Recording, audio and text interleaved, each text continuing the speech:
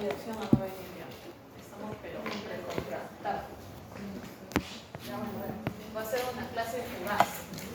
Tomen atención porque de acá vienen algunas preguntas de su examen. Ya, me conmigo.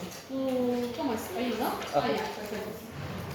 Entonces, hoy día vamos a ver lo que es síndrome de hipoglucemia y lo que es semiología de diabetes, pero de descompensación. Entonces, hipoglucemia, estamos hablando en el contexto de un paciente diabético, ¿ya? El paciente diabético, pues, lamentablemente es una de sus complicaciones más frecuentes de ellos, sobre todo por el tratamiento. Porque es importante, porque si no se detecta a tiempo, podemos generar daño neurológico al paciente y aumenta el riesgo cardiovascular, aunque no pareciera. Y también en el propio paciente también le genera miedo. Imagínense que usted tiene hipoglucemia, el pobre paciente cuando tiene hipoglucemia ya no quiere usar el tratamiento y se hace reacio a esto. Entonces, triada clásica de hipoglucemia, síntomas y signos característicos. Glucosa plasmática menos de 70 en contexto de un paciente diabético, por favor. Cuando hablamos de una persona que no tiene diabetes, hipoglucemia es menos de 50. ¿Ya? No quiero verlos cuando sean internos, no hay interconsulta, decir, ay, tiene hipoglucemia con glucosa 72. Sin ser diabético, no. Paciente diabético, glucosa menos de 70, paciente no diabético, glucosa menos de 50. Y la resolución tiene que ser total tras administrar glucosa, no es una resolución parcial, es una resolución total tras dar glucosa. Hoy en día ya se especifica niveles de hipoglucemia. Menos de 50 es una hipoglucemia leve, sería una moderada y esto ya es una hipoglucemia severa, en el cual hay compromiso neurológico del paciente que requiere la asistencia de una persona.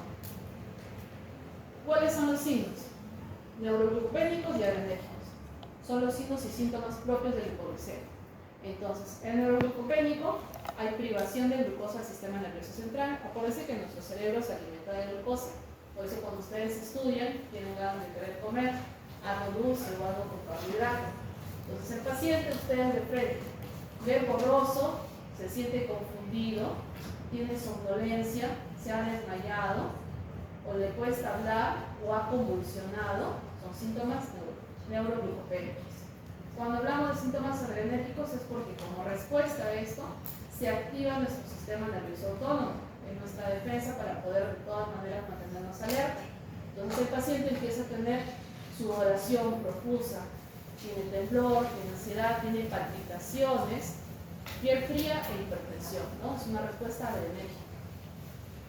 Los primeros signos y síntomas que usualmente se dan, el paciente te refiere a tengo sudor frío, presentado tengo temblor, un nerviosismo, palpitaciones, debilidad, y ustedes obviamente se tienen que corroborar, ¿no? Una sola cosa son los síntomas y otra cosa es corroborarlo con el glucómetro. El interrogatorio que van a hacer ustedes respecto al estilo de vida. Quizá el ejercicio fue muy intenso. Acuérdense que igual la glucosa se metaboliza cuando uno realiza actividad física y sobre todo ejercicio. Entonces, se aconseja que si el paciente va a hacer ejercicio, mira más o menos la calidad y la cantidad de ejercicio que va a hacer. Tiene que empezar de leve a moderado y severo, y si usa insulina, tiene que comer un carbohidrato antes de realizar el ejercicio. ¿Consumió alcohol? Acá hay algo que usualmente no decimos mucho a los pacientes diabéticos, pero el alcohol tiende a bajar la glucosa en sangre. Obviamente no le decimos porque si no, imagínense, ¿no? Todos van a ser alcohólicos. Pero también hay que preguntar si cambió su dieta habitual. A veces los pacientes tienden a omitir alguna comida, sobre todo cuando tienen un viaje, tienen una consulta, no toman desayuno, no toman almuerzo, y al omitir esto, si usan insulina o han tomado sus fármacos antidiabéticos, obviamente les va a dar hipoglucemia. Sobre el tratamiento también es clave preguntar si es que se aplicó insulina y si no comió. Acuérdense que la dosis de insulina que nosotros usamos en un paciente diabético es para un régimen diario. ¿Qué quiere decir? El paciente tiene que comer desayuno, almuerzo y cena y la cantidad constante de carbohidratos. Si el paciente omite una comida, esta cantidad de insulina le sobra para el día y obviamente va a dar un hipoglucemia. Usó la dosis incorrecta, tienen que preguntar quién le aplica la insulina en casa, y si es que el paciente se aplica, primero ver con la jeringa, si es que él de verdad sabe cómo aplicarse. Yo vi en consulta a un paciente que le dijeron que se aplique 10 unidades, no, 3 unidades y él, como no sabía, pensaba que equivalía a 30. Entonces de golpe se puso 30 unidades de insulina, pensando que 30 era igual que 3. Entonces, si ustedes no le explican con la jeringa de insulina, que es una jeringa especial, no es la jeringa que usamos para heladas, sino es una especial para inyectar insulina, el paciente puede caer en esto y aplicarse más dosis de la que necesita. Ahora, se inyectó en el músculo o se inyectó por error, la insulina se aplica en el tejido subcutáneo. ¿Saben dónde se aplica ustedes? ¿Dónde tienen ustedes mayor tejido subcutáneo? Aprovechando la que se en la barriga, ¿no? Todos creo. Ahora, idealmente, ponte que este sea el ombligo, se tiene que aplicar a 2 centímetros o 1,5 centímetros del ombligo. No es en el ombligo, es encima y luego tiene que ir rotando. Entonces hay una norma que se dice aplica y rota. Entonces se aplica primero acá, luego acá, luego acá, luego acá, luego acá. O sea, siguiendo las agujas del reloj. ¿Por qué? Porque cuando el paciente se aplica siempre en el mismo sitio, puede generar un depósito y algo que se llama lipodistrofia. ¿Cómo se ve la lipodistrofia? Es como un repliegue engrosado, que se ve como un bolito y que no está duro. Entonces ahí quiere decir que hay insulina depositada y no se está distribuyendo a todo el cuerpo. ¿Y cómo lo puede expresar el paciente? Él dice, me aplico insulina, doctora, pero mi glucosa no baja, sigue alta. Entonces tienen que ver si la zona de aplicación hay lipodistrofia, si está rotando o si se está aplicando adecuadamente. Porque para aplicarse la insulina tiene que hacer un pequeño repliegue alrededor en la piel, un pequeño repliegue y aplicarse la insulina. No es de frente, así como no sé, como estocada, sino es un repliegue y se aplica ahí porque es subcutáneo. Hay algunos pacientes que les dicen que se pueden aplicar en los muslos, pero no es en el músculo como tal, es en los costados, en estos rollitos que tienen, pocos en los costados, en el rollito que tienen ahí que les sale, ahí es donde está la grasita. Si bien es cierto, cuanto más zona de grasa se aplica, es mejor la distribución de la insulina. Ahora, algunos pacientes también se aplican en los brazos porque les duele la aplicación periabdominal, pero nuevamente no se aplica en el brazo como vacuna, sino es en el brazo en lo que cuelga del gordito. Cuando levanta el paciente y le cuelga su grasita, en ese pliegue que cuelga, ahí se tiene que aplicar, porque ahí está la grasa. Ahora, alto riesgo de síntomas, sobre todo en hipoglicemia, es cuando es asintomática, porque a veces por el mismo estado de deterioro neurológico que tiene el paciente, secundaria de diabetes, o sea, la neuropatía, el paciente puede tener incluso ausencia de síntomas de alerta o de deterioro cognitivo. Entonces ustedes tienen que preguntar, señor, ¿tiene temblor? ¿Se siente confundido? Si el paciente te dice que tiene ausencia de síntomas, o sea, que no presenta nada, pero igual marca, tiene mayor riesgo de ser hipoglicemia, incluso una hipoglicemia asintomática no detectada. Y esto es más común en los diabéticos tipo 1, porque ellos siempre, en lo que se busca su dosis, cursan con hiperglicemia e hipoglicemia. Hiperglicemia e hipoglicemia. Este es un término que se llama sensibilidad. Las personas diabéticas, cada uno de ustedes que está sentado acá, sin ser diabético o no, tienen un grado de sensibilidad diferente. ¿Qué quiere decir? Por ejemplo, había un amigo, está durmiendo. Por ejemplo, ¿cuál es tu nombre mío? José. Por ejemplo, José, ¿tú cómo te llamas? Ya, José y María Fernanda. Por ejemplo, José, si él se come ahorita un pan con chicharrón, ¿ya? Y se aplica una unidad de insulina, probablemente a José su glucosa que le vaya a marcar el 180 le baje a 150. Y si María Fernanda, que es más delgada, se come un pan con chicharrón y se aplica una unidad de insulina, su glucosa de 180 probablemente le baje a 90. ¿Por qué? María Fernanda es más sensible a la cantidad de insulina, siendo la misma cantidad, una unidad, que José. Entonces, esa sensibilidad es lo que se tiene que uno encontrar en cada paciente diabético, sobre todo tipo 1.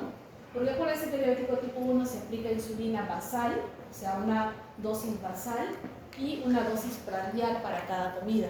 Por lo menos se viene aplicándose unas 3-4 veces al día, sin considerar si tiene hambre y come 10 de la mañana y sin considerar que tiene hambre y come 5 de la tarde, 2 aplicaciones más de insulina. Entonces, cada paciente diabético tiene un grado de sensibilidad distinto. Y acá entra otro término que se llama ratio. El ratio tiene que ver, volviendo al ejemplo de José y María Fernanda. Por ejemplo, José se ha comido su pan con chicharrón. Ahí en carbohidrato, ¿qué te has comido en carbohidrato? José, ¿sabes qué es carbohidrato? Proteína, ¿no? ¿Cuál es el carbohidrato? El pan con chicharrón. Pan con chicharrón. Pan, pues, ¿no? Si lo metes camote. El camote. Entonces ahí José se ha comido un carbohidrato en su pan, más su camote, con 2 carbohidratos, más su proteína, el chicharrón, ¿no? Que a veces si te das un buen sitio te dan buen chicharrón, ¿no? Pero si no te da una pestaña de chicharrón y más camote y pan. Entonces ya ponte que José se ha ido acá a la lucha, pues, ¿no? Está con plata. Le han dado su pan con chicharrón y su camote. Él se ha comido 2 carbohidratos, se ha aplicado una unidad de insulina. Y le gritaba a María Fernanda, pues no, vamos a la lucha, dice ya. Entonces María Fernanda, obligada también a haber comido el pan con camote y chicharrón. Entonces, si para María Fernanda una unidad le ayudó a metabolizar 2 carbohidratos, ¿cuáles son? El pan y el camote. Su ratio es, por cada unidad, ella metaboliza 2 unidades de carbohidratos. En cambio, para José, su ratio es diferente. Para José, él con una unidad le queda corto, no metaboliza 2% de carbohidratos. Probablemente él necesite 2 unidades. Entonces, ¿qué quiere decir? Él recién con 2 unidades de insulina te va a metabolizar una unidad, un carbohidrato y algo más. Entonces, su ratio es diferente para José y su ratio es diferente para María Fernanda. En base a eso, ya sabiendo José cuánto es su ratio, después en el almuerzo se come su arroz chaufa, usualmente come, que es una bomba de carbohidratos en este caso, ¿va? La porción de carbohidratos según el plato saludable es la 4ª parte de su plato. La 4ª parte de su plato. Pero si te comes un arroz chaufa, ¿cuántos carbohidratos estás comiendo ahí? 1, 2, 3, 4 a 5 carbohidratos, ¿no? Por lo menos de golpe, porque el arroz chaufa viene con un poquito de proteína, ¿no? Sí, por experiencia, ¿no? Poquito viene, todo viene una lonja viene de huevo y de la justa del pollo. Entonces, eso sí es una bomba de carbohidratos. Si usted se va a comer su arroz chaufa, probablemente tiene que considerar que necesite 2 unidades por cada carbohidrato. Si se va a comer 5 carbohidratos, 2 por 5, 10 unidades de insulina se tendría que aplicar. Y María Fernanda, bueno, ella con una unidad metaboliza 2 carbohidratos, tal vez con una unidad es suficiente. Entonces ella 5 por 4, 4 unidades nomás. María Fernanda necesitará 4 unidades de carbohidrato para metabolizar su arroz chaufa y José sus 10 unidades para metabolizar su arroz chaufa. Considerando que ambos sean diabéticos tipo 1, ¿no? Ahora, en el diabético tipo 2 esto cambia. Porque sabemos que el diabético tipo 2 es alguien como ustedes que luego siguió comiendo mal, llegó a la edad adulta y luego con diabetes, pero tiene aún reserva de célula beta y reserva de insulina. Entonces ahí el manejo es distinto. Ya, seguimos. Entonces, el examen físico, pues lo típico, ¿no? Taquicardia, hipertensión. La frecuencia respiratoria no suele estar alterada, eso es más en el tema de la cetoacidosis que vimos la semana pasada, ¿no? La respiración de turno 1. Y la temperatura, pues sí, pues no, por esa respuesta adrenérgica puede tener hipotermia.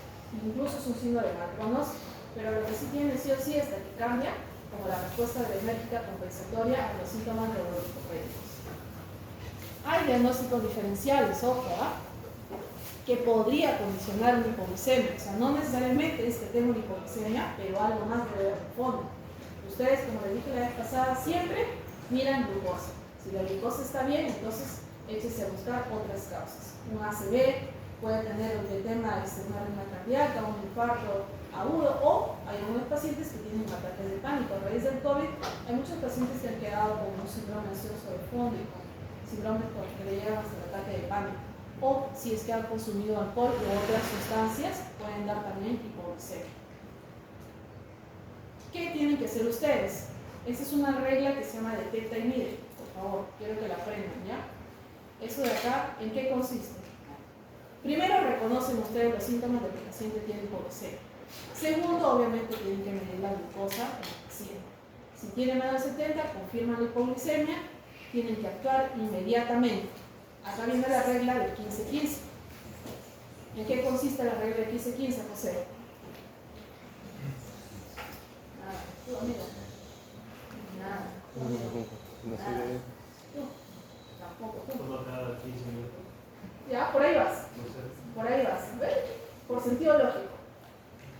Primero, tienes que medir la glucosa. Esa es la verdad. Si mides y ya confirmamos de que tiene hipoglicemia, el paciente tiene que ingerir 15 gramos de carbohidrato. Primero. Entonces ustedes, por ejemplo, el que menos tiene por acá un familiar diabético, ¿no? Un abuelo, un primo, un tío, un sobrino, un compañero, un amigo, que le costaba el terapeuta, que puede tener diabetes. Entonces, tiene que tomar 15 gramos de carbohidrato. Oye, tú dices, Cristian, acá, ¿qué quieres ser en el primero? Cristian dice, ¿qué? ¿Qué tal, amigo? ¿Cómo estás? ¿Cómo te va? Renzo. Ya, entonces acá Cristian le dice, oye, Renzo, te veo hipoglicémico. Tómate 15 gramos de carbohidrato. El que Renzo decide, ¿y qué? ¿Cómo es esto, Cristian? Acá está. Una cucharada sopera de azúcar disuelta en un vaso con agua.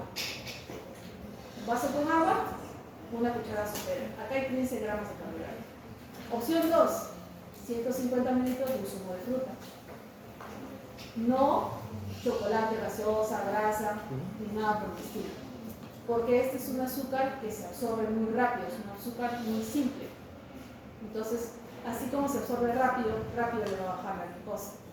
Necesitamos un carbohidrato que le dure más tiempo y que le eleve la glucosa más tiempo. Entonces lo tienen estas dos opciones. Un ejemplo de esto es estos famosos jugos crudos que ven en la que dice su desayuno saludable, su crudo bull.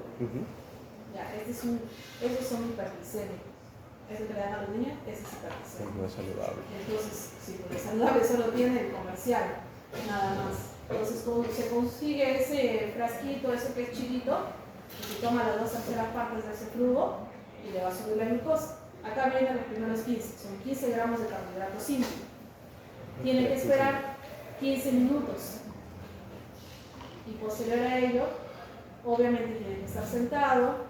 Ustedes que están los médicos al costado o el familiar, tienen que cronometrar los 15 minutos y volver a tomar otra vez la glucosa. Si persiste menos de 70, vuelven al primer paso. Puede volver a tomar el vaso con agua con azúcar o tomar el flujo, o si está más de 70, pasar al siguiente paso. ¿En qué consiste el siguiente paso? Pues tiene que adelantar su comida. ¿Cómo qué? Una rebanada de pan integral más un queso fresco, o puede comer una manzana pequeña más 10 almendras. Un snack con un carbohidrato complejo más una proteína. ¿Ya? Esa es la regla de 15-15.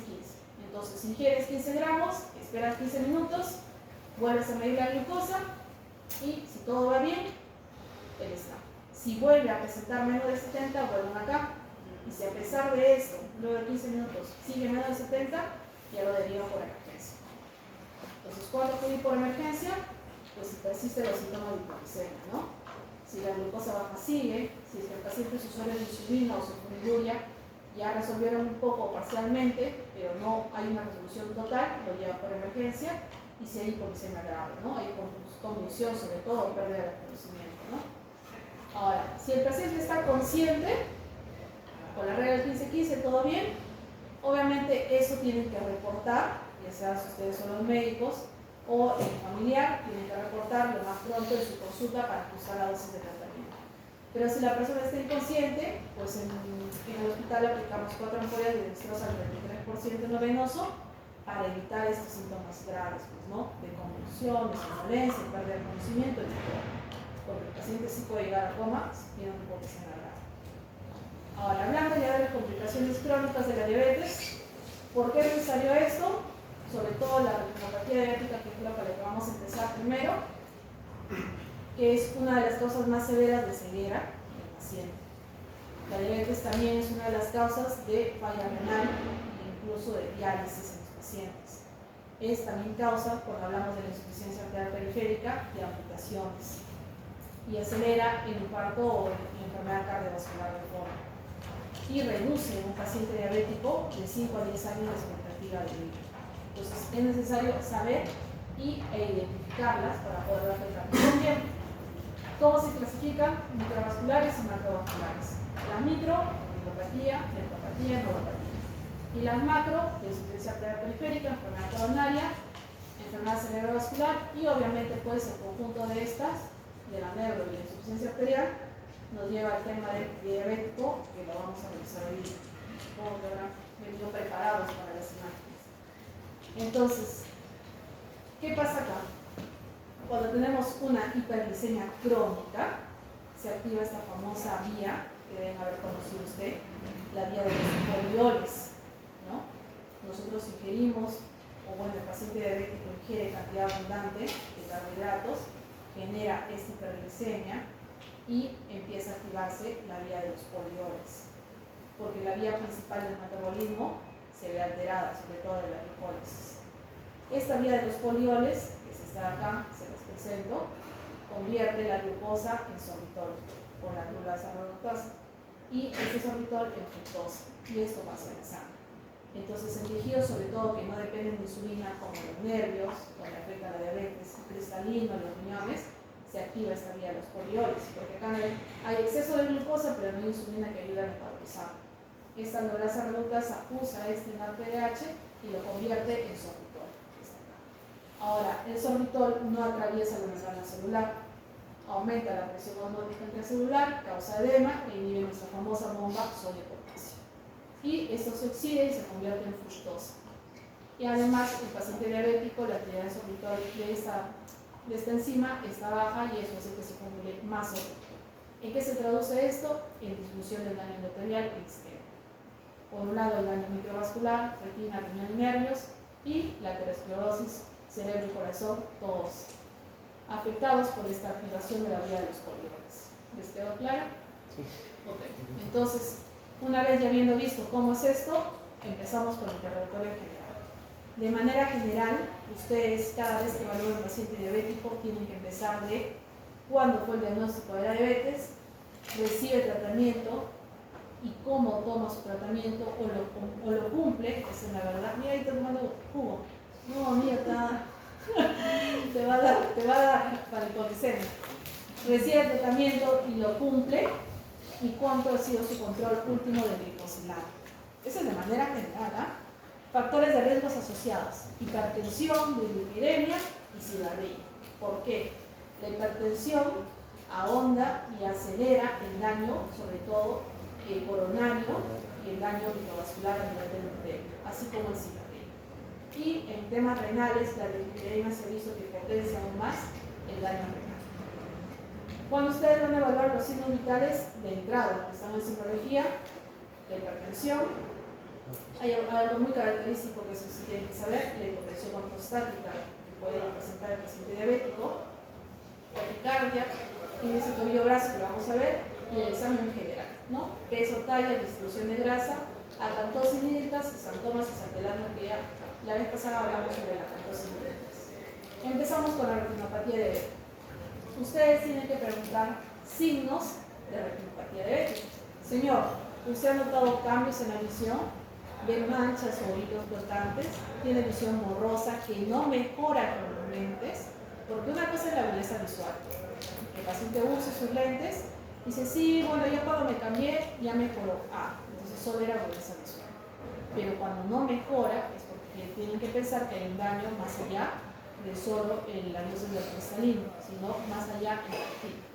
Y ha perdido áreas de campo visual. ¿Qué quiere decir? El paciente le dice: doctor, así como acá, veo esta parte, pero acá veo negro.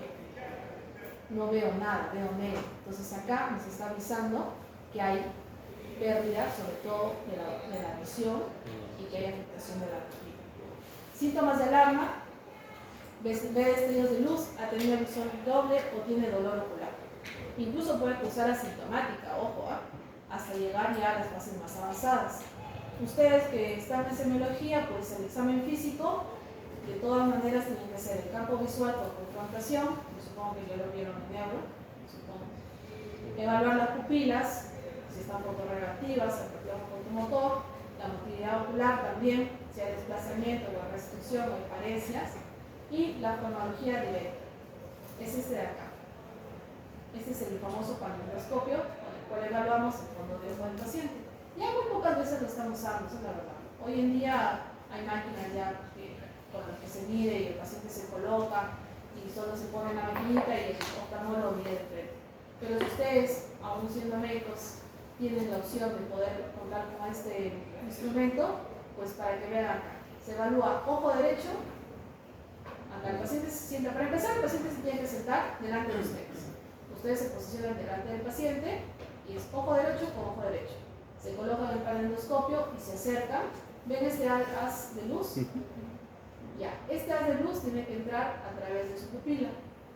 Y ustedes siguen el haz de luz por la pupila. Y eso es lo que ven con el panendoscopio. Entonces, esta es una retina aparentemente normal. Este es su lado nasal, este de acá, y este es su lado lateral. Ven cómo está su mácula, cómo está su papila, cómo están sus arterias. Eso es algo normal, que deberían encontrar con el panendoscopio. Ahora, ¿qué hay en la retinopatía diabética? Hay varias presentaciones. Tenemos la no proliferativa y la proliferativa. La no proliferativa son alteraciones que no van más allá de la membrana. Se confinan solo netamente a la retina. Entonces puedes encontrar los famosos microneurismas, que son como dilataciones. Puedes encontrar los rosarios venosos en estas venas más delgaditas. Puedes encontrar las famosas hemorragias profundas, que son las que están acá. Los exudados duros y blandos, que son estos de acá. Estos son hemorragias, estos son los exudados duros y blandos. Y puede encontrar también anormalidades en el tema de las arterias, porque busca, como sea, la retina revascularizar en las zonas que están infartadas. Ahora, cuando ya se hace proliferativa y encuentra la neovascularización, acá miren, hay zonas de infarto y donde las arterias, están tratando de buscar hacer sus colaterales. Y es diferente a la que vimos al inicio, que les enseñé en un paciente sano. Hay hemorragia mitre también. Hay hemorragias que son periféricas, periretinianas, o sea, alrededor de la retina. Entonces, incluso el famoso desprendimiento de la retina. Ven que es como si fuera una cortina, si hubiese caído delante de la retina. Ese es un estado de máxima emergencia porque el paciente puede perder el 100% la visión. Entonces, esto y el edema de mácula son las situaciones más graves y las cosas más severas de ceguera un paciente diabético, en la cual ya no hay vuelta atrás. Lo que sí, cuando hay signos de neovascularización, hay unas sustancias que se colocan inyectables intravitrio, o sea, entran por el ojo y le inyectan esto de acá, que son sustancias antiproliferativas. Debido a la vía de los polioles, se activa el BET, que es el factor de crecimiento endotelial fibroblástico, y este fármaco, como el Avastin, actúa contrarrestando este factor de crecimiento. La idea es parar esta neovascularización y evitar que suceda más adelante en el desprendimiento o el edema de mácula. Entonces, para evitar todo eso, pues el diabético tipo 1 siempre tiene que hacerse el diagnóstico a los 3 a 5 años y luego controles anuales. Y el tipo 2 en el momento del diagnóstico. ¿Por qué? Porque se sabe que el tipo 2 probablemente, para que haya llegado a este diagnóstico, debe haber tenido ya diagnóstico de diabetes años atrás, solo que no acudió a su control. Entonces probablemente se cuenta que ya debo haber tenido diagnóstico de diabetes hace 1 o 2 años, y por eso es que apenas se diagnostica tiene que tener la evaluación de la retina por el oftalmólogo, ¿no? Y en el embarazo sí. ¿Por qué? Si antes de estar embarazada ya tenía retinopatía diabética, el embarazo es una condición que acelera la progresión de la retinopatía. Entonces, las embarazadas tienen que hacerse antes, durante el primer trimestre, y según los resultados, puede hacerse por cada trimestre. Cuando hablamos de riñón, pues hay dos términos que se llaman renal diabética y nephropatía diabética. O sea, la renal diabética es muy heterogénea, en el cual puede incluir reducción del filtrado, que agrega nefroesclerosis hipertensiva, fallas renales agudas, lesiones isquémicas. Entonces, en general, en el contexto de un paciente diabético que se ha agregado otras cosas más. Y sobre todo, el porcentaje de reducción del filtrado no expresa mucha elevación de la expresión de albúmina en la orina, a diferencia de la nefropatía diabética propia, que ese sí es daño de la diabetes y del riñón directo. Hay daño renal como afectación tubular, intersticial y incluso compromiso vascular y glomerular. La evolución o la historia, usualmente, su paciente cursa con microalbuminuria, con un filtrado aparentemente normal, donde acá vendría nuestra intervención primaria de medidas de estilo de vida saludable, corregir la dieta, la glucosa, la glucosilada, y cuando ya empezamos a notar la hiperfiltración, está por encima de 100 su tasa de filtrado, y empieza a hacerse marcada la microalbuminuria. Acá es donde ya hacemos uso de medidas como evaluar, ajustar la terapia del tratamiento de la diabetes, agregar fármacos antihipertensivos si lo empieza a presentar, y luego cuando ya se instaure la proteinuria, ¿no? Y ya el filtrado disminuye al punto que ya empieza a elevar azuados. Entonces, sí es cierto, puede regresionar cuando está en los estadios iniciales. En un estadio 2, más o menos, puede, cuando el filtrado va por encima de 60, puede regresionar a un estadio inicial o de normalidad. Pero cuando ya arranca el estadio 3 para adelante, si bien es cierto, no evoluciona rápidamente, hay pacientes que pueden estar años en un estadio 3 o un estadio 4, perdón, 3 o estadio 4, hay factores genéticos que pueden condicionar al rápido avance del daño renal y acabar en diálisis. Entonces, solo para que sepan, este es un glomérulo sano, todo bonito, que tiene sus pericelos, que tiene acá sus cargas iónicas, todo está bonito, viene la orina, bueno, la sangre se filtra, no sale proteína, tiene sus enzimas conservadas, pero ¿qué pasa acá? En el diabético se daña, se pierden estos podocitos, se alteran los pericelos, se altera esta propiedad fisicoquímica para que no boten albúmina, o sea, de barreras de filtración, hay albuminuria y también hay expansión de la matriz del sangre. Cuando van a evaluar un paciente con nefropatía diabética, pues lo clave siempre es las piernas, ¿no? Tiene edema en piernas, en párpados, en cara. ¿Ha notado usted si es que hay más espuma en la orina o es más de lo habitual? Y los síntomas de insuficiencia renal. Cuando un paciente ya incluso puede tener criterios de diálisis, ¿no? Ha notado náuseas, tiene pérdida de apetito, o está confuso, o está fatigado. Entonces, cuando ustedes van a evaluar el examen físico, el edema, la palidez, la hipertensión, siempre suele presentarse en pacientes con daño renal. Y el examen de orina, la proteinuria, el sedimento urinario y algunos hallazgos físicos que sí podrían ser, como el frote pericárdico, las colitis, son poco probables, pero sí los menciono. Ahora, cuando ustedes van a diagnosticar, hay algo que se llama el cribado. Nosotros pedimos lo que se llama albúmina, un cociente albúmina creatinina. Antes se pedía, que la siguiente diapositiva lo explica, antes se pedía lo que es proteinina en orina 24 horas, pero ahora usamos lo que se llama cociente albúmina creatinina. Entonces, depende mucho del tiempo de evolución de la diabetes. Si es tipo 1, 5 años después del diagnóstico. Si es tipo 2, en el momento del diagnóstico. Luego su control viene anual. Si es tipo 1, cada 3 o 4 veces al año. Si el control, incluso cuando vemos en un tipo 2 hay un mal control, incluso puede ser de la misma manera que un diabético tipo 1. Nuestro objetivo siempre es reducir la proteinuria de 0.51 o por lo menos menos del 60% con la inducción si encontramos eliminación de proteína. Estos son los exámenes auxiliares. De entrada, como les mencioné, el famoso cociente albúmina creatinina. En una muestra de orina sí. O sea, ya no es necesario que haga la muestra que siempre hacían en 24 horas.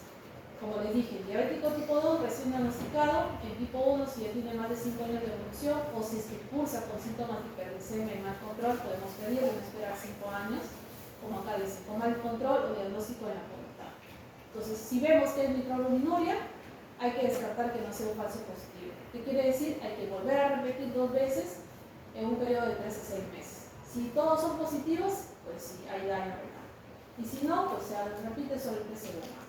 Y el famoso CKD-EPI, que ya ustedes incluso fórmulas y hay aplicativos para calcular, ¿no? Las evaluaciones complementarias, pues lo que corresponde. Los electrolitos y tal, bueno. Eso es lo que les menciono. El cociente albúmina creatinina normal menos de 30, microalbuminuria de 30 a 299 y proteinuria más de 300. Antes usábamos esto, orina 24 horas. Pero se ha visto que esto es mucho más sencillo. ¿Por qué? Porque el consumo de proteína en el día no es igual todos los días. Entonces, si tú haces hoy día una albúmina de 24 horas y para tu mala suerte hoy día comiste pan con lomito en la mañana y en el almuerzo pan con arroz con bistec y en la noche hamburguesa, pues seguro que van a botar bastante proteína. Pero es diferente que si mañana ya no comen pan con queso y más tarde pan con huevo y luego nada, su eliminación de proteína va a ser distinta. Entonces considero que mejor se haga en orina con cociente al azar, nada más. Ahora, esto sí tienen que tenerlo claro. Con esto van a trabajar de ahora en adelante o mientras lleven el tema de clínica, para nefro, para diabetes, para endocrino, para cardio. Este es un mapa, el mapa de calor que hacemos con el tema renal para pacientes diabéticos. En un lado está, según el Z de EPI, su grado de eficaz, ¿no? Un G1 más de 90 hasta un G5 menos de 15. Y por el otro lado está el cociente albúmina creatinina. Para eso es necesario que sepan que si es menos de 30, normal. Por ejemplo, puede ser un paciente que filtra 92 y su albúmina creatinina menos de 30, está en verde y no hay ningún problema. Puede ser, y nos ha pasado, un paciente que esté en un G3B entre 30 y 44 y para su mala suerte bota más de 300, pues tiene un alto riesgo cardiovascular. Todo esto que está en rojo es su riesgo cardiovascular está alto, ya sea de un infarto, un ACV o de daño renal, ¿no? Todo lo que está en verde es porque todo está tranquilo, podemos hacer controles anuales. Cuando cae en este lado rojo, nos habla de que tenemos que intensificar tratamiento de diabetes, tenemos que vigilar otros factores cardiovasculares, ya sea hipertensión, dislipidemia y controlarlos, ¿no? La neuropatía diabética. La neuropatía, pues la presentación es somática, autonómica. La más común y que siempre van a encontrar es esta, sensitivo-motora crónica en cuarto y calcetín. Esa es la que siempre preguntan, ¿no? Es como que el examen. Siempre preguntan esto. Sin embargo, hay otras presentaciones para que puedan ver. Hay también la que es sensitiva aguda, que tiene dolor intenso y pérdida de sensibilidad subcontrario. Hay focales, incluso como mononeuropatías nada más. O sea, puede tener compromiso o parálisis del oculomotor, o puede tener síndrome de ojo seco, o compresión en una mano como síndrome de carpo. Y hay también neuropatías autonómicas. ¿Qué quiere decir? Una cosa son las somáticas, las que tienen que ver con el movimiento, con la sensibilidad, pero otras son autonómicas. La del sistema gastrointestinal, el paciente diabético puede cursar con diarrea de larga data, o gastroparesia, o dolor abdominal crónico. Puede cursar con vejiga neurogénica, es parte de su neuropatía autonómica. Y eso es lo que quiero que presten atención. Tiene en el sistema cardiovascular hipotensión ortostática. Esto es parte de su neuropatía autonómica. Entonces, los síntomas, sobre todo cuando es periférico, puede dar algunos estadios donde cursar sin síntomas, donde puede también aparecer ya toda la clínica florida. ¿Qué quiere decir? Dolor crónico, síntomas positivos como dolor que le duele sobre todo en las noches, ardiente, pulsante, con hormigueo, no hay sensibilidad.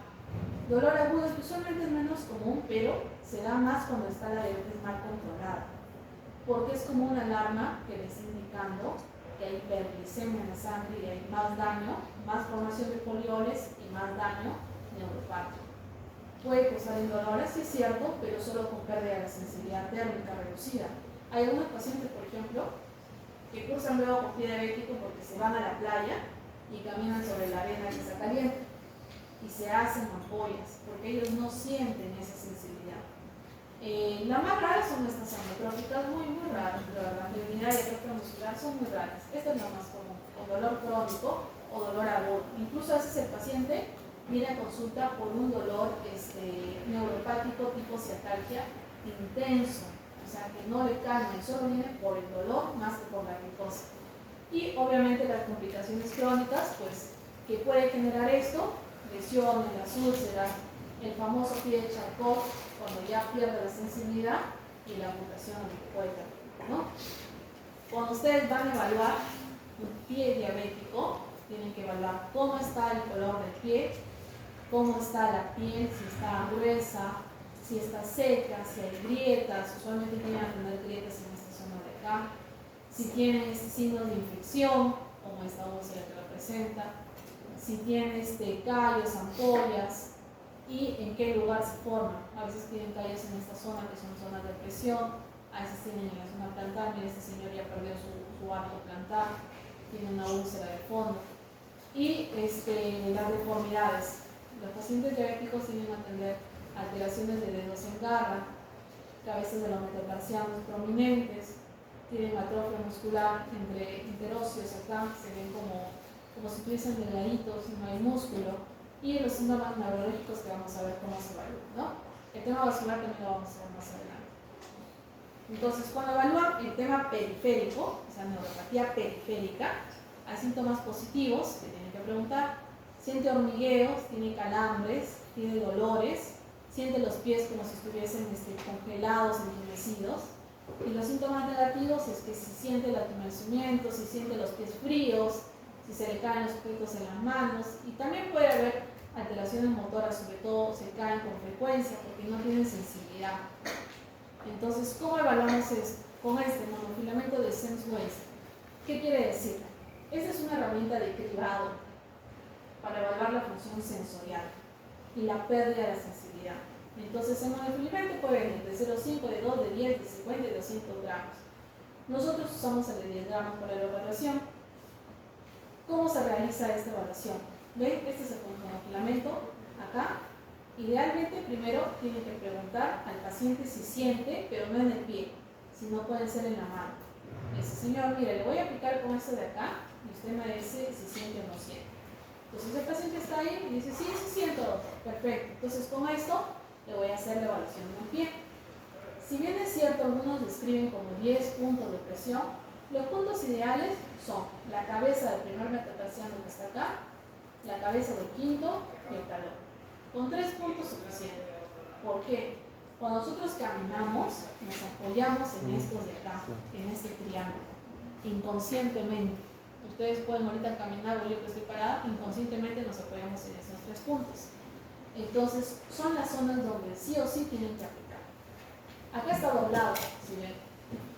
Primero se lo coloca de manera recta en la cabeza primera del metatarsiano y hacen un pequeño doblez, como ven acá, y le dicen, señor, siente.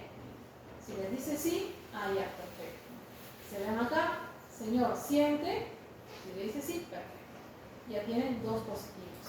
Y si les dice acá que también, ok, 3 positivos. Pero si el señor en 2 puntos dice que no siente, entonces probablemente tiene alterada la sensibilidad. Ahora, ¿qué pasa? Nosotros usualmente tratamos de incluso no poner sobre el pie y decirle, o sea, nos vamos a la mitad y dice, señor, siente. Y si nos dice que sí, es porque obviamente nos está mintiendo, ¿no? Entonces, para ver y verificar de que de verdad la evaluación es correcta. Si bien es cierto, es muy subjetivo, pero es como un screening completo. Ahora, el otro es el diapasón, este de acá. Es de 128 Hz. Es una frecuencia que nos permite evaluar la sensibilidad vibratoria, que también lo suele perder en los pacientes diabéticos. Mide los corpúsculos de Pacini y evalúa las fibras nerviosas minimizadas grandes. ¿Por qué de 128? Porque emite un sonido que vibra 128 veces por segundo. Entonces, con eso nos permite evaluar la sensibilidad vibratoria. El paciente, para empezar, tiene que estar acostado. Ustedes, como todo procedimiento, tienen que explicar al paciente lo que van a realizar. Entonces, van a demostrar la vibración, así como lo está cogiendo el señor, así se coge este diapasón. Entonces, este extremo de acá lo golpean sobre la mano y va a empezar a vibrar. Una vez que vibra, primero lo colocan en la mano del paciente, en su huesito, en la muñeca, y dice, señor, ¿siente esta vibración? Dice, sí, sí lo siento. Ya, perfecto. Entonces va a sentir eso también en el pie. Proceden luego a golpear el diapasón y van a colocar acá, en la parte dorsal, acá, en el dorso del primer dedo, acá. Entonces, ustedes tienen que preguntarle al paciente, le dicen, señor, usted me avisa cuando deja de sentir que está vibrando. Nuevamente cuando acaba, van hacia el otro lado, también dice, señor, me avisa cuando deja de sentir que está vibrando. Entonces, ¿cómo son los 2 métodos? Primer método dice encendido y apagado. ¿Qué quiere decir? Ustedes aplican el diapasón, le preguntan, ¿siente que vibra, señor? Sí. Ese vendría a ser el sentir. Luego, ¿sigue sintiendo? Sí. Avíseme cuando siente que ya no, pero ustedes vayan preguntando, porque a veces el paciente no dice nada, y cuando le dicen, ¿ya siente o ya no siente? El paciente dice, hace rato, doctor, ya no sentí nada, entonces ya se le falló el nuevo método. Vayan preguntando. ¿Cuánto es lo normal? De 15 a 20 segundos, esa es la verdad. Pero ustedes pregunten, señor, ¿siente que vibra? Sí. A los 5 segundos, señor, ¿sigue sintiendo? Sí. 10 segundos, señor, ¿sigue sintiendo? Sí. Señor, ¿sigue sintiendo? Sí. Ah, ya, perfecto. ¿Pasó más de 20 segundos? Perfecto. Entonces, encendido y apagado, todo bien. Anormal, si es que ustedes, como ustedes van a coger este diapasón, también van a sentir la vibración. Así como está cogido así, así lo aplican ahí. Y ustedes también sienten la vibración a la par del paciente. Entonces, si ustedes están sintiendo, pero el paciente demora en percibirlo, eso no es normal. O si es que no percibe el cese gradual, si ustedes perciben que el paciente te dice, no, ya no siento, doctor, pero ustedes siguen percibiendo, también está alterado. Ese es el encendido y apagado. El otro es el método de la sincronización. Es un poquito más complejo porque amerita que tomen el tiempo. Igual, empiezan con la vibración, toman el cronómetro y empiezan a tomar el tiempo. De la misma manera, si el paciente dice, no, ya no siento, señorita, perfecto. El criterio normal es que en los pies es de 12 a 18 segundos. Incluso este nos obliga a que hagan también evaluación en las extremidades como el tobillo y la rodilla. Nosotros solamente hacemos más en el pie y en el tobillo, en el mareado interno. Ahora, si de 15 a 20 segundos lo siente, perfecto. ¿Qué es anormal? Que dure menos de 10 segundos en el pie. O sea, que ustedes sigan palpando, pero el paciente ya a los 10 segundos o menos dice, ya no siento nada. O que haya simetría entre ambos lados. Que dure más en el lado derecho, en el pie del lado derecho, y menos en el izquierdo. ¿Cuánto? Un 50% de diferencia, pues también está alterado. O cuando evalúan entre la zona distal y proximal. Cuando hablamos de proximal, hablamos de tobillo. Cuando hablamos de distal, hablamos de dedo. También, diferencia más del 60% en el tiempo, también está alterado. La neuropatía autonómica, como le dije, cardiovascular, la gran estrella de acá es la hipotensión ortostática. La pregunta es, ¿se marea cuando se para rápido? ¿O nota que su corazón late muy rápido estando en reposo? El gastrointestinal, pues, se tiene rápido, cuando come rápido tiende a llamar a ir al baño, o tiene náuseas, vómito, dolor abdominal, o cursa con estreñimiento, porque ellos también pueden presentar diarrea o estreñimiento. Y genitourinario, sobre todo, las infecciones urinarias, pero en ellas hay que presentar la retención urinaria por la vejiga neurogénica. Tienen dificultad para orinar, o sensación de que no micciona al 100%, o incluso puede afectar también a la disfunción eréctil. Muchos pacientes varones vienen con diabetes, pero con disfunción eréctil. La diabetes también puede afectar ese lado. Entonces, ojo, la hipotensión ortostática, descenso a más de 20 en presión arterial sistólica o más de 10 en diastólica al ponerse de pie dentro de los primeros 3 minutos. Esa es la definición. ¿Qué puede sentir? Mareo, visión borrosa, debilidad, con una sensación de desmayo. En la anamnesis, me mareo cuando me paro rápido, el doctor te va a decir, o veo negro, o necesito apoyar. Ojo que la hipotensión ortostática no es netamente de la diabetes. También puede presentarse secundaria a otras causas. A fármacos, a alcohol, pero que cuando toman bastante también puede haber hipotensión ortostática, a envejecimiento, a Parkinson, enfermedades degenerativas. Pero en el contexto de un paciente diabético, sí tenemos que considerar que puede ser secundaria a la enfermedad. ¿Qué pasa en la hipotensión ortostática? Lo normal y lo patológico. Lo normal, acuérdense, cuando uno se levanta, toda la sangre se va por gravedad, ¿no? El sistema nervioso simpático hace una vasoconstricción, una taquicardia, esa es una respuesta normal. Pero un paciente diabético, toda la sangre se va hacia abajo, pero como hay daño en fibras simpáticas, ya la respuesta es deficiente. Incluso tiene acá, después se cambia acá abajo. Ahora, ¿qué pasa? El paciente, ¿cómo lo van a evaluar? Primero tiene que estar acostado, 5 a 10 minutos. Ustedes miren ahí la presión, acostado. Le dicen que se ponga de pie y miren nuevamente la presión y la frecuencia cardíaca. Algunos mencionan que tienes que medir a primero, tercero y quinto nivel, repetir la medición de la presión. Y si notan los cambios, como ya ustedes saben, la definición, pueden determinar si tiene o no tiene hipotensión orquestal. Lo normal es que el cambio de presión sea menos de 20/10, lo patológico más de 20/10. ¿Ya? Hay incluso hoy en día clasificaciones, ¿no? Que dicen, puede ser hipotensión precoz, inicial, tardía, de bajo riesgo, tardía de alto riesgo. Esa es la definición clásica. ¿Para qué sirve esto de acá? Porque se ha visto que si la hipotensión es en los primeros minutos, su riesgo cardiovascular es mayor. Pero si se da más adelante, pues disminuye, si es cierto, su riesgo cardiovascular. Ahora, incluso han agregado de que en paciente hipertenso, la definición es más de 30/15. Este es un paciente no hipertenso, más de 20/15, ¿no? La insuficiencia arterial periférica, en la anamnesis, pues el dolor, siempre te va a decir, tengo dolor para caminar, me duelen las pantorrillas. Y los síntomas, ausencia de pulso, frialdad distal, claudicación intermitente. ¿Qué es la claudicación? Es un dolor en la extremidad inferior que arranca después de caminar cierta distancia y que resuelve en menos de 10 minutos. Y lo que permite que el paciente retorne al ejercicio. Cuando hay dolor en reposo, o sea, si a pesar de estar echado y no haber hecho actividad le duele, pues asústense porque hay un signo alto o incluso de isquemia crítica. Esto sí se acompaña con úlceras isquémicas, sobre todo lesiones, porque como el paciente camina y no tiene sensibilidad, se lesiona una insuficiencia arterial, esto condiciona una úlcera isquémica. Y si se infecta, pues una gangrena, ¿no? ¿Cómo se evalúa? Acá, ojo. Los pulsos que tenemos que identificar en el paciente diabético son el pulso pedio, de la arteria pedia, y el tibial posterior, por detrás del mayor ventral. Son dos pulsos claves que sí o sí hay que evaluar. El tercer pulso es el popliteo, ¿no? Detrás de la rodilla. El examen, hay algo que se llama el índice tobillo-brazo.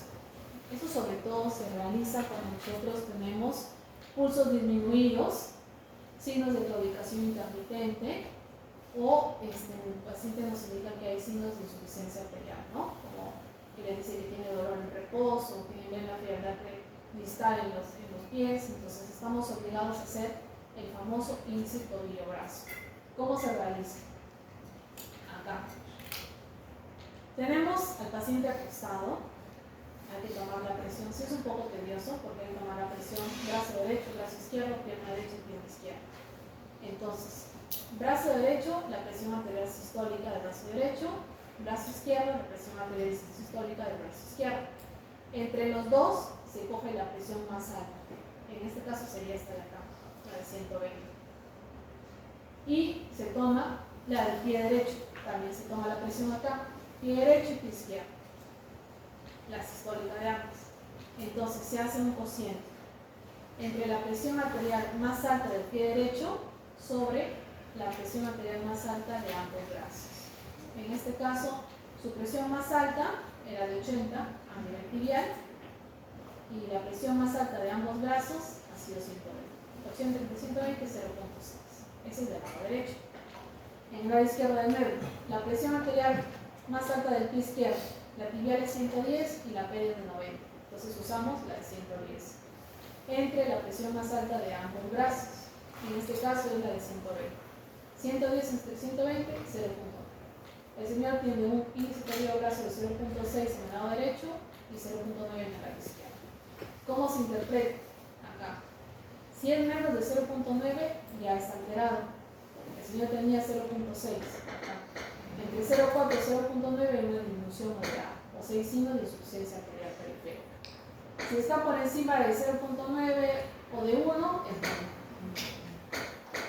Este solo es un algoritmo que no creo que les ayude mucho porque ustedes están más viendo la parte de semiología, pero solo para que sepan que nos ayuda bastante el tobillo-brazo para luego pedir exámenes complementarios, como radiografía, angiografía, el manejo por los médicos cardiovasculares, ¿no? Que hoy en día vemos uno que siempre sale un cardiovascular que tiene su academia, ¿no?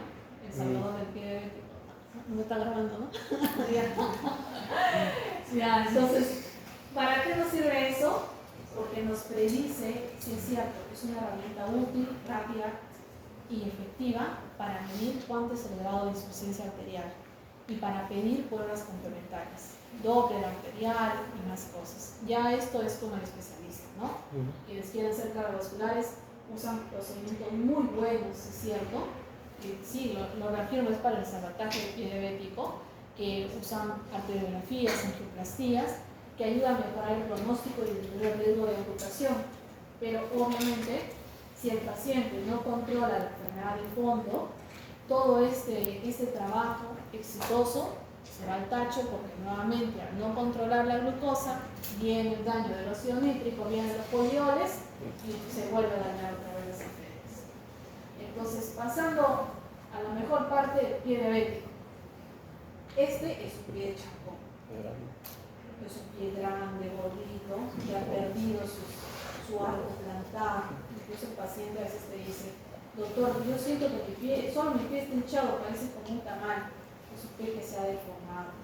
Entonces, el examen físico es necesario que evalúe la neuropatía, el tema vascular que ya lo mencionamos, la neuropatía, el monofilamento, el diapasón que ya lo saben, y las deformidades. Hay úlceras, que muchos de estos se acompañan a úlceras crónicas, que las vamos a ver ahorita. Esta es una úlcera neuropática. Sobre todo se caracteriza porque hay bastante deformidad en el pie, como el anterior, como un pie de champón. El pie sobre todo está caliente. El color de la piel puede estar normal. Usualmente, miren, acá tiene como sus grietas, por el signo por la neuropatía, baja la sudoración, incluso algunos hay ausencia de vellos. Y se ubican en las zonas plantares, en la parte anterior o posterior del talón, y muchos de ellos tienen callos, algunos incluso tienen estas úlceras como forma de cráter, y la sensación y la sensibilidad está reducida, porque su compromiso es neuropático. Esta es una úlcera isquémica, es diferente a la anterior. Todo está negro, sí hay deformidades, pero sobre todo en los dedos anteriores. Usualmente es un pie frío, con pulsos ausentes o disminuidos. Hay poco enrojecimiento, ¿sabes? Sobre todo hay alrededor del isquemia. A veces se puede confundir y pueden pensar que es celulitis, pero no es celulitis, sino que es el inicio del isquemia, los cambios de corrección. Por eso se tiene que revaluar cada 48 o 72 horas. No hay tanta presencia de callos, pero duele. Como es isquemia, así como al paciente cuando tiene un infarto le duele el corazón, también duele eso, por la isquemia. En un tejido en general, cuando hay isquemia, duele. Cuando hay irrigación, duele. La sensación, sobre todo, puede estar disminuida, puede estar presente, y los pulsos, estos sí están ausentes o reducidos, porque su comentario es isquémico. Pero ¿qué pasa? El paciente puede venir así con isquemia, así neuropático, o puede venir neuroisquemia. Tiene signos acá de isquemia, pero también signos de compromiso de infección neuropática. Entonces, eso más incluso va para isquemia. Miren, acá compare este pie con este. Este pie es más isquémico, es más flaquito, delgadito, lustroso, y toda su úlcera es necrótica. En cambio este está todo gordito, tiene signos como de celulitis, como edema, o sea, y tiene acá una pequeña lesión de isquemia. Entonces usualmente vienen así, neuroisquémicos. Por eso le dije, prepárense porque se viene de la foto. Ahora, ¿cómo vamos a clasificar? Tenemos dos clasificaciones: el tipo de la úlcera, que es la escala Wagner, y la severidad, que es la escala X. Ojo, para los que están durmiendo, ojo porque está viendo el examen. A ver. Listo, entonces, arrancamos. Ya tomaron desayuno, ¿no? Empezamos. La escala va del 0 a 5. La escala Wagner nos permite correlacionar la morbimortalidad y el porcentaje de amputación. No informa la hepatogenia conocida, o sea, no dice si es isquémico, si es neuropático, nos dice el tema de la úlcera. Un Wagner 0 es un pie en riesgo, un piecito que tiene sus callos, ¿no? ¿Ven? Con sus callitos, que tiene cabezas de la metatarsianos prominentes, como ven acá, deformidades óseas. Un Wagner 1, como ven acá, una úlcera superficial. Sí, destrucción, pero del espesor de la piel nada más. Como ven acá, es un Wagner 1 tranquilazo, no pasa nada. Sí, tranquilo. Un Wagner 2, como lo que les enseñé, una úlcera un poco más profunda. Penetra de la piel, pero no afecta a hueso. No hay compromiso óseo, ¿no? Solo está en la piel. No hay compromiso óseo. El Wagner 3 es una úlcera ya profunda, como esta de acá. Es extensa, profunda, con secreción y mal olor. Y ya hay compromiso de hueso. Ven acá, ese tejido digitalizado y ese hueso. Incluso acá ya le sacaron el dedo, ¿no? Es un Wagner 3. Acá tienes otro. Ves que hay probosis, se nota ahí que ya hay profunda, a diferencia del anterior, ¿no? Que es un Wagner 2. Un Wagner 4 y es una gangrena limitada, con necrosis de una parte del pie, como esta. Estas úlceras, por su caso, estas no se sacan, porque son úlceras isquémicas. Si ustedes levantan esto, la isquemia va a seguir corriendo. Quiere decir acá nada más que la isquemia sea circunscrito a esa zona. Y un Wagner 5 es una gangrena extensa. Todo el pie está afectado, con signos sistémicos. ¿Ven? Todo eso. Es una gangrena extensa, hay zonas de isquemia, hay zonas acá de compromiso hueso, y acá incluso este color que ven acá, que a muchos pueden pensar que va a ser celulitis, es porque son signos de isquemia. A veces se empieza así y luego se empieza a poner negro de este color. O sea, son cambios de coloración violáceos. En el otro extremo está la escalaritis. O sea, el Wagner nos permite ver la úlcera. Cómo está la úlcera, la extensión de la úlcera. Y el ILSA nos permite ver el grado de infección. Nosotros podemos tener un ILSA 1 no infectado, un ILSA 2 con infección leve, que solo en la piel o subcutáneo, y cualquier eritema no más de 2 centímetros, un ILSA 3 que es una infección moderada, una infección que tiene más de 2 centímetros, con tejido más profundo y tejidos subcutáneos, y un 4 cuando ya se agrega signos de infección generalizada, ¿no? Los famosos criterios de SIDS, temperatura, frecuencia respiratoria, leucocitosis, leucopenia. Lo que sí tenemos que pedir es radiografía de pie siempre. Este es un pie normal, como el de ustedes, con su árbol y todo. Este es un pie de Charcot. Lo que han visto en el señor que está todo deforme, todo gordito, es porque por dentro hay destrucción de los huesos de los enterosos. Es un pie de Charcot, con deformidades. Incluso acá ven como unas pequeñas burbujas. Estos son signos de gangrena, como está acá. Entonces, para eso es necesario pedir una radiografía, porque una cosa es lo que nosotros veamos, pero otra es corroborar, complementar con los exámenes si la infección está no solo en la pieza, está más adentro de eso. Y ya para terminar, la enfermedad coronaria. La cardiopatía isquémica, pues una de las frecuencias, es algo frecuente hoy en día en paciente diabético asociado a un mal control glicémico. El interrogatorio de entrada: tiene dolor, opresión, se despierta con el esfuerzo, se guía con el reposo, y los signos que corresponden que saben, no soplo, ritmo de galope, signos de insuficiencia cardíaca. ¿Por qué? El paciente diabético, al tener resistencia y hiperglicemia, puede dar una causa de insuficiencia cardíaca también, o propio de la diabetes. Puede dar cardiopatía restrictiva o cardiopatía dilatada. O sea, que puede dar una falla cardíaca secundaria a la diabetes, no necesariamente a un infarto de miocardio. La anamnesis, edad, antecedentes cardiovasculares en familia, comorbilidades, tenido incluso los pacientes post-COVID, se vio que hacían más riesgo incluso de enfermedad cardíaca, tratamiento farmacológico y cómo vienen los síntomas.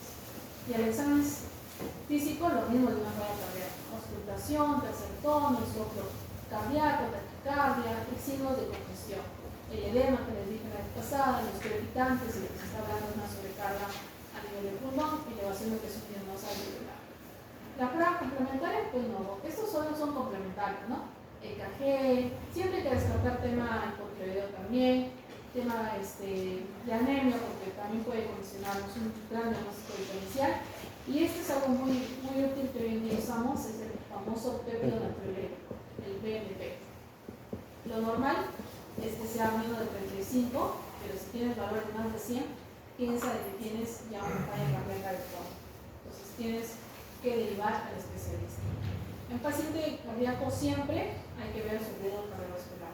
Así como había el mapa de riesgo de falla renal, lo mismo hay en paciente con alteración cardiovascular. Si es diabético bien controlado, con pocos años de evolución, sin evidencia de una lesión de órgano diana o sin evidencia de una enfermedad cardiovascular, es un riesgo moderado. Y un riesgo alto cuando ya hay compromiso renal, cuando ya hay este cociente que les dije, una creatinina alto, cuando ya hay lesión microvascular en 3 sitios diferentes, retina, neuropatía, microalbuminuria, riesgo alto. Lo mismo para todos los pacientes diabéticos, según el riesgo, los factores que lo pueden condicionar: tabaco, sobrepeso, sedentarismo, hipertensión, que ya sabemos que es hipotensión ortostática, colesterol y control glicémico. La meta es glicosilada menos del 7% y dependiendo de la edad. Si es adulto mayor o más de 60, podemos esperar hasta 8%. Solo de manera de resumen, tiene un paciente diabético para la retina, fondo de ojo, para descartar retinopatía diabética. Nefropatía, albúmina creatinina, sobre todo el famoso cociente albúmina creatinina, para descartar signos incipientes de microalbuminuria o ya proteinuria. La neuropatía, pues con el filamento, el diapasón, para evaluar la percepción y la sensibilidad, ¿no? Y el tema vascular, los pulsos de entrada y el tobillo-brazo. Si pulsa con tobillo-brazo menos de 0.9, pues derivamos para hacer pruebas complementarias con el brazo. Ok, gracias. ¿Alguna duda que tengan? Doctora, lo de pulso solo se aplican 2 veces, entonces. Ya a la tercera ya tiene que ser igual. Sí, no, que hasta que vas Eso quería saber. Si no te puede convulsionar. Listo. Listo, Ya pero muchas vemos, gracias. chicos. Perdón, para que pueda firmar. Ah, sí.